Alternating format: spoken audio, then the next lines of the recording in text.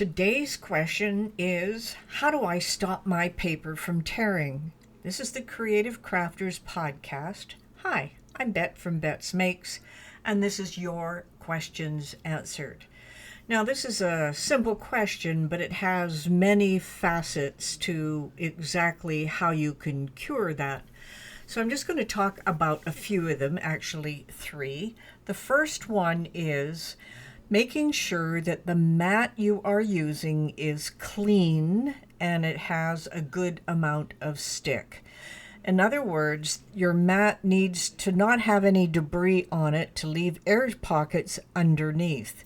For example, if you just finished cutting something, it worked out fine, you took it all off, but there's still some debris on your mat, you're going to have to clean that off. Now you can scrape it off, or you can put it under some warm water with some Dawn soap and take a soft sponge and just wash all of that off, and then hang it up to dry. Make sure you hang it straight to dry, and then your mat will have full stick back.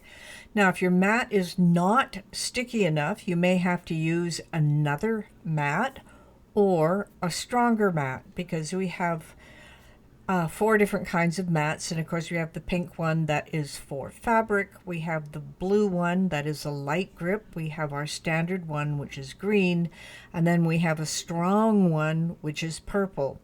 So if you can't get your paper to stop moving around, then the second part of this is try a stronger clean mat, and that should make a big difference. Now, paper quality also has a difference whether things are going to tear or not. Some papers tear more easily than others. For example, the thinner papers, copy paper, for example, will tear a lot easier. A medium cardstock, a little less so. And then the heavy cardstock, it's not going to tear, but it may puff and break. So there's a couple of things there. So watch the quality of the paper. Things like basil paper is perfect American cardstock, and I've heard Recollections does a good job as well. You also want to make sure your paper is a solid core.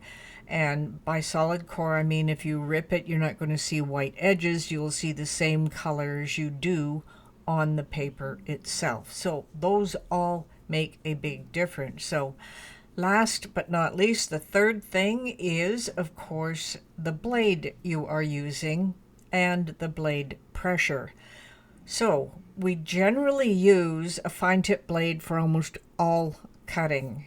Now, it's important that it's sharp, and it'll stay sharp for a long period of time. What the problem generally is, there's residue on the blade, and I know you can barely see it because it's very small.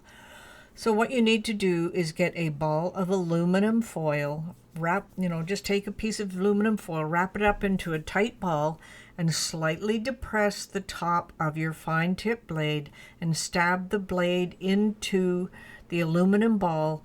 I would suggest 40 to 50 times, and that will clean all the debris from it. Now, some people say it may sharpen it a bit, and it could, but mostly it will remove the debris from your cutting tool. Now, one last little thing here is you've got a clean mat now, you've got one that sticks firmly, you have good paper, your blade is clean and ready to cut. The last part is, of course, the pressure. So quite often, if you're getting tears, you need to select intricate cuts for what you want for the paper type that you're going to use. But also, once you have the mats on display, have picked your paper or the type of paper you're going to use, you'll notice just above it is the pressure, and it says default. What you want to do is add more pressure so that it gives a cleaner cut. So I hope that answers your question. This is the Creative Crafters podcast, and your questions answered.